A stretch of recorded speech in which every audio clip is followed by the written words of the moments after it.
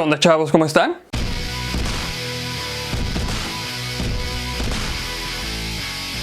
Basta con ver casi cualquier drama criminal en la televisión al día de hoy y puede parecer que los policías siempre atrapan a los chicos malos en una hora o menos. Pero todos sabemos que eso no es cierto y la escala en la que no es cierto es un poco espeluznante. Según el Departamento de Justicia de Estados Unidos, la tasa de cierre de casos de asesinato en 2017 fue solo del 62%. Así que para Latinoamérica la cifra puede ser mucho más baja y obviamente el resto quedó sin resolver. Se calcula que en todo Estados Unidos hay alrededor de 250,000 casos de asesinatos sin resolver que aún están abiertos y aumentando día tras día. Y las fuerzas del orden público estiman que se agregarán alrededor de otros 6,000 a este número cada año. Es un gran problema. Según Tom McAndrew, un ex policía estatal de Pensilvania, todos los homicidios sin resolver tienen potencialmente delincuentes que nunca han sido detenidos. La historia y la investigación muestran que es probable que un delincuente violento lo repita. Por lo cual veamos 5 asesinos en serie activos más peligrosos del 2021. Número 1. El asesino de mujeres en Chicago. En enero de 2021, el Chicago Sun-Times publicó un artículo de perfil sobre Gwendolyn Williams. Le encantaba bailar, decían, y era una feroz protectora de sus hermanos menores. Ella les enseñó cómo mantenerse en el camino recto. Los animó a seguir sus sueños y a permanecer en la iglesia. Le encantaba cocinar y su familia la llamaba su ángel de la guarda. Su cuerpo fue descubierto el 12 de junio de 2002, con heridas y signos de haberse defendido, como piel debajo de las uñas que mostraba que habían tratado de luchar contra quien la había matado. Y no fue solo Williams. La policía cree que ella es una de las 51 mujeres de Chicago que han sido víctimas de un asesino en serie que opera en la ciudad desde 2001. Según The Chicago Tribune, el recuento de víctimas puede ser de 55, 75 o más. Para cuando las fuerzas del orden reunieron un grupo de trabajo para tratar los asesinatos como si estuvieran conectados, se habían descubierto al menos 4 víctimas más potencialmente conectadas. A finales de 2020, los investigadores habían encontrado una gran cantidad de muestras de ADN que no coincidían en los casos, pero enfatizaron que el hecho de que no hubiera ADN en la abrumadora mayoría de los asesinatos apuntaba hacia la probabilidad de que este fuera muy cuidadoso, un asesino muy inteligente. Pero, ¿por qué no se descubrió antes la tendencia a la falta de pruebas de ADN? Bueno, porque los laboratorios forenses del estado de Illinois están, en algunos casos, 30 años atrasados en el análisis de evidencias de ciertos casos. Número 2. El asesino de la autopista 16. Hay un tramo de la autopista 16 de Yellowhead de Canadá, entre Prince Rupert y Prince George, donde el paisaje incluye vallas publicitarias que advierten a las mujeres que no hagan autostop.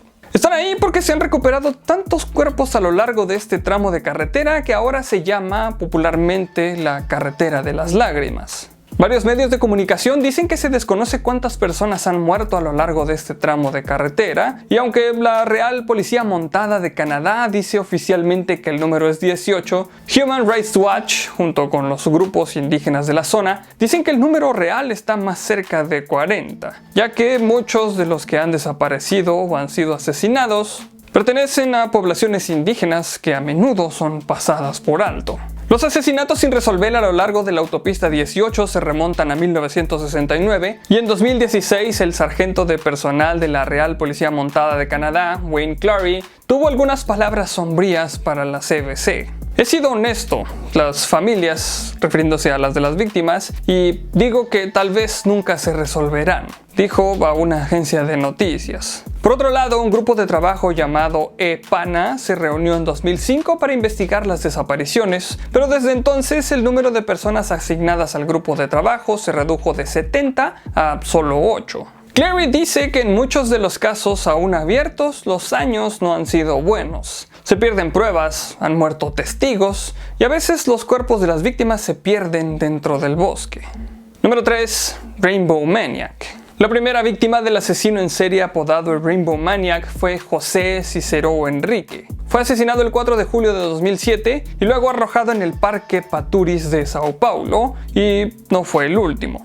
Según The Guardian, 13 hombres en total fueron asesinados y arrojados al parque en el contexto de la Marcha del Orgullo Gay de Brasil, lo que llevó al jefe de la policía, Paulo Fernando Fortunato, a explicar: no le gustan los homosexuales, de hecho los odia. No fue hasta 6 meses después de que se descubrió el cuerpo de Enrique que la policía incluso anunció que sabían que estaban lidiando con un asesino en serie al que habían vinculado no solo con los asesinatos del Parque Paturis, sino con 3 asesinatos más en una ciudad cercana. El anuncio se produjo junto con el arresto de un oficial de policía retirado, dice NBC News, pero a pesar de un testigo que identificó al hombre como el agresor en al menos uno de los asesinatos, finalmente fue absuelto.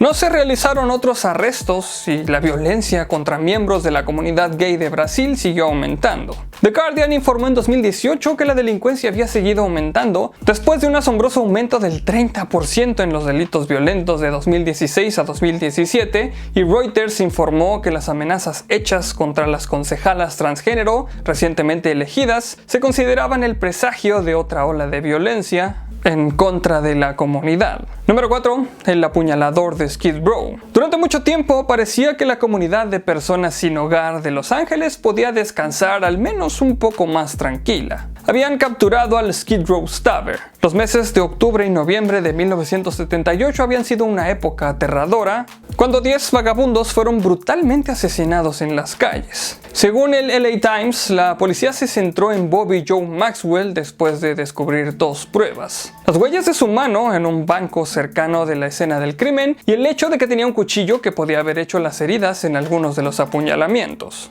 Además, el testimonio de un hombre llamado Sidney Storch, y fue un caso abierto y cerrado, solo que definitivamente no debió haber sido así. Años más tarde salió a la luz nueva información. Storch habría usado detalles de informes de noticias públicas para recopilar confesiones falsas que luego afirmó haber escuchado de otros reclusos, como Maxwell. Esto fue en 1998 y sorprendentemente no fue hasta 2010 que la condena de Maxwell como el Skid Row Stabber sería anulada, y aún no había terminado.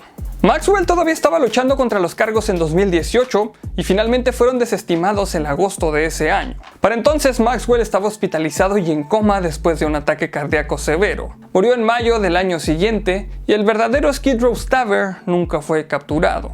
Número 5. El asesino de la I-70. La primera víctima fue asesinada el 8 de abril de 1992 y la última víctima conocida falleció el 7 de mayo del mismo año. En solo unas pocas semanas, 6 personas, todas morenas, además todas eran trabajadoras de diferentes locales a lo largo de un tramo de la autopista de Missouri, murieron de la misma manera. A cada uno le dispararon con un rifle calibre 22. No había señales de agresión sexual y se extrajo tan poco de cada tienda que el robo fue descartado como motivo. Según Vox, los asesinatos parecieron detenerse tan abruptamente como comenzaron, y el asesino en serie nunca fue identificado.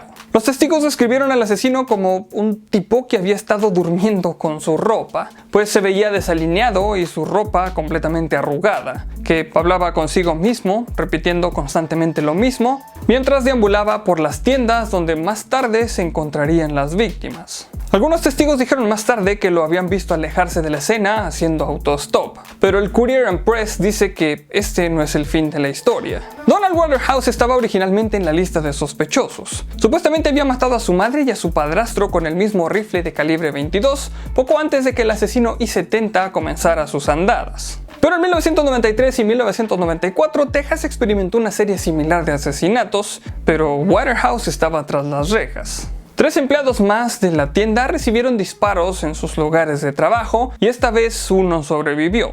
Los 2 grupos de asesinatos nunca estuvieron oficialmente vinculados por las fuerzas del orden, pero para algunos la coincidencia podría parecer demasiado obvia para ser solo una coincidencia. Muchas gracias a ti por ver este capítulo, pero sobre todo muchísimas gracias a todos los Patreons que me apoyan para seguir haciendo estos videos. Si quieres apoyarme en Patreon, aquí abajo está la liga para ir a mi página. Recuerda compartir el video con tus amigos. Si no estás suscrito al canal, este es el mejor momento para hacerlo. Por aquí abajo te he sacado mis redes sociales para que me sigas y podamos estar más en contacto, y recuerda que hay videos nuevos casi todos los días. Recuerda también dar clic a la campanita para que te lleguen todas las notificaciones de los videos. Solamente me queda recordarles que mi nombre es Haroldo Montaño y como siempre, nos veremos en el futuro.